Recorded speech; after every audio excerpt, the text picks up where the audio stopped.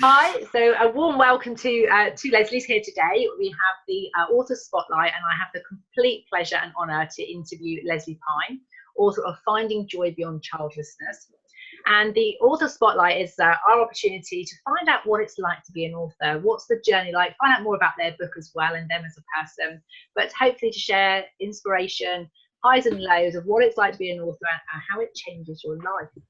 So no pressure there at all, Lesley. Not at all, no, not a bit, no. So the idea is I'm going to ask Lesley a few questions, get her to share her story, and then please, if you're watching this on record, please put comments below, ask questions of Lesley. If there's anything you'd like to know more about the experience that she's had, please engage with her. If you find her book of interest, obviously share it, talk about it, that would be great. And Lesley, who's on the call with us today, at the end of the interview as well, if you've got any questions, we'll be coming back to ask you as well if you'd like to engage with that. So I'm anticipating the interview will be about 20 minutes or so, and the total recording might be around 40 minutes. But it will be as long as it needs to be, and it will be as short as it needs to be. If we're all done and dusted, we'll stop, and if we're getting engrossed, we'll carry on. But we won't be any longer than about 45 minutes. I do have another interview with Lesley later. So on that note then, tell us a little bit about your book writing journey, Lesley. Well, I've had my my website supporting childless women for about 5 years, and I started collecting stories because many women who are childless, it's a grief process that you go through, and you think, I'll never be happy. So I started collecting stories of women who'd, if you like, made it through to the other side and are living a joyful life. And I always thought I'd put them into some sort of book or something. And then about 18 months ago, I was lying on a yoga mat and I had this vision that I was at my book party holding my book in my hand. And that was it. That was like, that sort of turned a switch, and I felt I've got to do it. So I found Karen. We sat around and we made a whole sheet with Post-it notes and coloured pens, and off I started. And let's leave it at that for now. I mean, 18 months on, I'm just going to hold up the front cover of my book because I think the front cover is absolutely stunning. And it comes out as we record this in almost 5 weeks. So, yeah, that's in short. That's it. There's a lot more to it than that. Why did you write the book? Well, 2 reasons. When I started, I thought I want to hold it. People like me don't write books. I want to hold it. And the second thing was I want to make a difference. Because it's that when you don't have children, there's a legacy issue as well. So let's leave something behind. A guy I know Jeremy, who started me on my NLP training, he doesn't have children. And he said when he went to take his book into the British Library, he said, I can die happy now because I've left something behind. So there was a bit of that. And a couple of friends of mine kept saying, that's not the reason. That's not the reason. And 18 months, well, almost 18 months on, the reason, there was something underneath saying, you need to go on that journey, you need to find yourself. I know that's a bit of a cliche, but I am a completely different person now to who I was 18 months ago. So, yeah, my soul was calling me to do the work. Yeah. So I know it's not on the question, but I'm going to ask you because it just calls me now, is because I can totally relate to how the journey of an author for me. That's why I'm so inspired to support Karen to help more people. But when you're a completely different person and it's changed, is there anything else about that? Well, I feel like I'm me now, actually, and the blue nails is one of the things. I'm leopard skin boots and bracelets. That's what I keep saying. But I feel like I've become the authentic me. I've peeled away a lot of layers. I mean, I've also done a lot of grieving. My story. I mean, I'm childless. I've also lost both my parents, and all my grief I bottled up for a lot of years. And the last 18 months, I've released a lot of that grief on the yoga mat, a lot of it. And so I am that. It's great fun. I love it, actually. I feel very comfortable in my own skin. And several people have said to me, I look 10 years younger than I did last time they saw me. So, So you've done a lot of grieving and your authentic self, and you look 10 years younger. And what is it about the journey as an author that's allowed that to happen? Well, it was I mean, I'm writing about big subjects. I'm writing about grief, letting go, connecting with your body, writing. So it encouraged me to dig deep into those subjects. That was bottom line, actually. That was it. That I feel like, I mean, I'm not, I can't be one of those people who writes a book and hasn't done everything that's in it. I've done all of the things that I'm suggesting other people to do. So it was that digging back really deeply into all those different subjects that's brought me out the other side. Fabulous. So what's the most important thing that you've learned? Well, I think if in writing, working with Karen was really helpful, because I know I need accountability. So it's about knowing myself and knowing what I needed. Some of the things like chunking it down into writing a chapter at a time was really helpful, because, we did the Post-it notes and then I put it onto a Word document and I think, that's really big. I can't do all of that. But writing a chapter at a time was really helpful. And having a spreadsheet of the word count really helped me, because each day that I was writing, I had a little total at the bottom, and I could see it growing and see how much I'd done. So that is like tricking yourself into seeing how much progress you've made. And I think as a writer, it was about setting boundaries. So there are some friends that I haven't seen quite so much. I know I'm not cooking quite as much as I normally do, but I've got another 5 weeks before the launch. This is my focus. This is what I'm doing, knowing that these are my boundaries and I've got to stick to it. No, I don't have to stick to it, but I want to stick to it.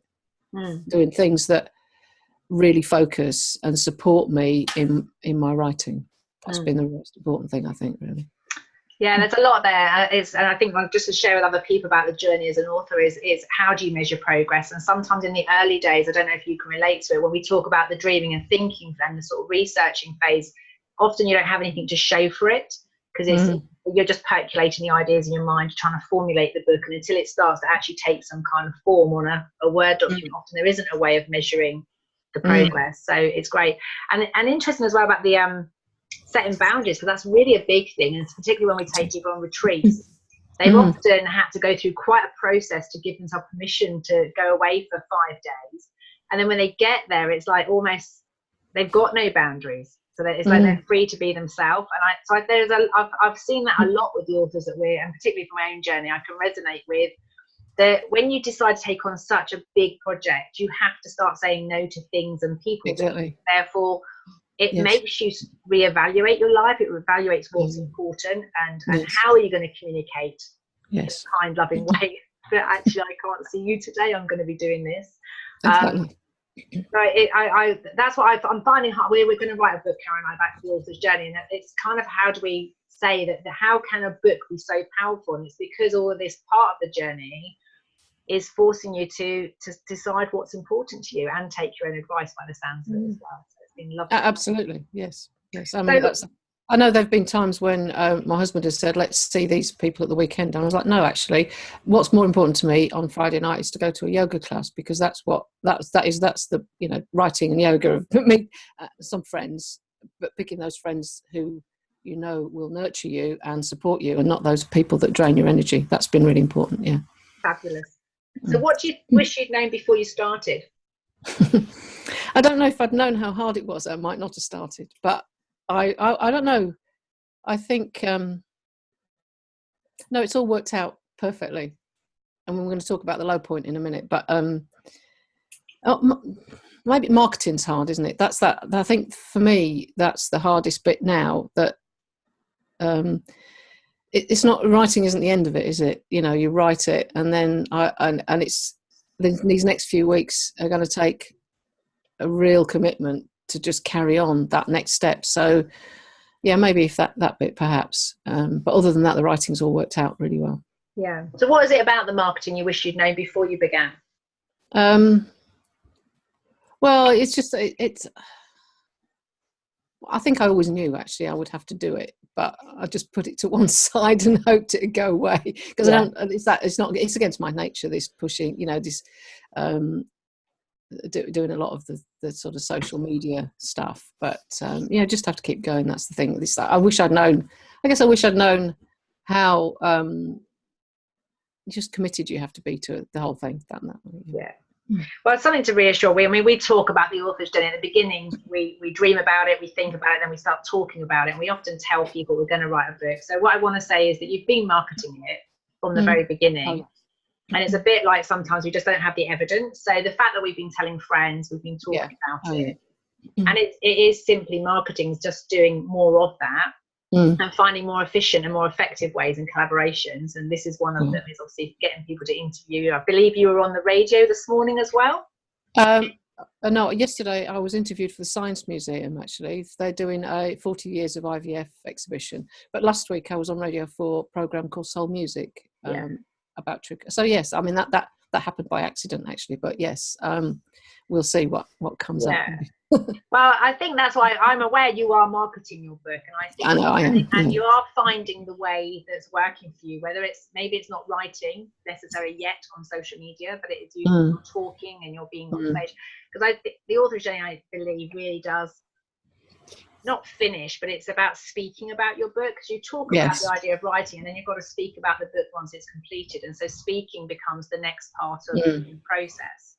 And with what you've written, you can have more clarity to speak about it with confidence. And so it just depends where you are. Sometimes people have to finish to start having that speaking with confidence. And some people like me will talk about it because they'll dream it's going to be okay and then get wobbly in the middle and then eventually pick it up at the end. Yes. It is an we only got the title quite close to the end. And I think it's only, and I've been, I've got a new look website, the new headshots.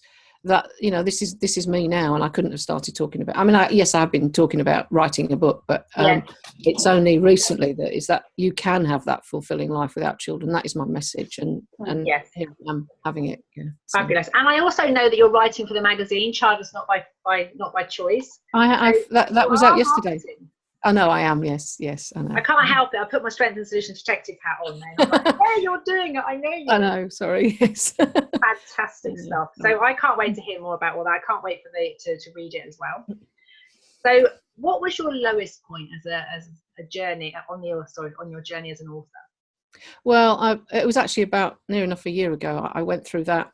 I can't do this. This is crap. What I'm writing is crap, all that sort of, because I mean, it's a very solitary thing, isn't it? You've no idea whether what you're writing makes any sense. And Karen referred me to you, and we had a couple of sessions, didn't we? And it's, that clean language is one of those sort of weird things but magic happened.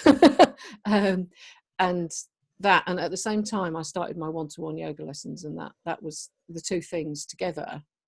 It's just, I don't know, something happened. It flicked a switch. And also you suggested that I had some cheerleaders. That also really helped. So people who only gave me positive feedback, because that's what I needed to hear at the time. And I found a group of people, some were friends, some I didn't know. And I sent a chapter out, and the feedback made me cry, actually, that yes, I am doing this. So those sort of three things really made the difference. Making me cry now. Because one of the things about the writing of a book is that, and I think that's why we become more ourselves, more authentic, is because we actually get heard and we suddenly realise that actually what we've got to say has got value. And whilst there will always be, the editing process is much further along in the journey in terms of there are better ways to frame things, there are better ways to space your paragraphs out, there's all that kind of stuff, and you're finding your voice. But it is so important are those early days, in the early part of just sort of letting go of your voice and asking people to look at it. We can so often go ask for feedback, but people would naturally go into what could be better from their perspective, not necessarily for the reader. Yes. And so I know when I felt very honoured to spend that time with you and listen and read your chapters, because I think we underestimate, we don't understand that we all have value. All of our stories really, really matter. Because it's an interesting thing, isn't it? You put it on your computer, and for me, it's first of all writing it and then sending a chapter out at a time to cheerleaders, and then I picked some of the same people and a slightly different group of people to look at the whole transcript, and that's another step in sending it out. Each required a new bracelet, I have to say. But well, you know, mark these occasions, treat yourself. And then I sent it out to my peers for review, because we've got a short timescale. They haven't seen the final version, and again, that was just amazing, because within there's a really good childless community, and we are very supportive of each other. And you know, one feedback said, "You are going to change lives with this book." And another lady, Jodie Day, who runs Gateway Women, that's the biggest community. She said, "Would you like me to write the foreword?" Well, yeah, I hadn't thought necessarily I'd have a foreword, but yes, please. If so, all these little steps, you know, it's like, it's done a little bit more each time, isn't it? Just spreading the net, and then it goes out into the world very soon. Doesn't it? Because it's a scary thing, isn't it? Thinking that anyone in the world could read your words. That's quite at times it's quite scary, actually. Yeah. And I think for me, when I've worked with myself, you have to own your opinion, don't you, as well? You have to be. I know for me, I've become very good at listening to people and being very adaptable and very communion-like, and I could be whatever the other person needed me to be. And when you write a book, you have to mean what you say in that moment and own it. And the other thing for me was being okay that it might change. That you might get more wisdom and it might change, but this can have. Learning about second editions was a bit of a relief for me, to realise I could update it. It didn't matter.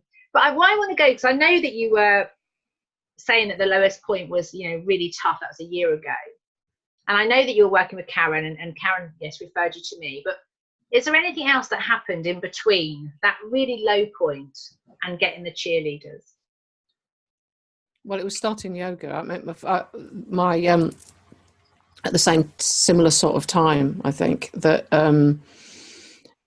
yoga's been a big part of my healing journey, and the yoga I do is yin, where you hold your seat for 5 minutes, and so I don't know. I found a lovely yoga teacher, and just going on to, I think I had my first lesson around the same time, and it was just like feeling at home, that I'll be okay. I think that was I'll be okay. I'm okay, and I'll be okay, and I can, whatever work I need to do, I can do it here. Yeah. Fabulous. So what's been your biggest success to date? Well, I think it's a bit of a cliche, but finding myself, the work that I've done, that soul calling me to do that work, coming out the other side a different person. So yeah, the book's done its work on me. So when the work's done the book on you, and you're finding yourself and it's a different person, what kind of person were you before you started the journey of writing the book? I was fairly sad, actually, because in the terms of I hadn't grieved very much, so I was very numb, actually. I wasn't feeling very much. Now friends call me a blubber now, because I do cry a bit more, but I'm just lighter, brighter, happier, actually, a lot more joy in my life, and living more in every moment. I was more looking to the future or the past, but now I'm looking more I'm more, absolutely more in the moment. Fab. Talking about being more in the moment, I remembered I was supposed to stop sharing this so we could actually see you on the screen. So I'll bring you into the moment now, as we're mentioning that. I was so engrossed listening to you, I completely forgot about that part. So when you were really sad before, and now you're lighter and more in the moment, is there anything else about your journey as an author? It's difficult, clean language questions, don't you? I don't know, actually. I've just loved, once it's all worked out perfectly. I mean, that low point, if I hadn't had the low point, I wouldn't have had the transformation that I've had. So it's all worked perfectly, actually.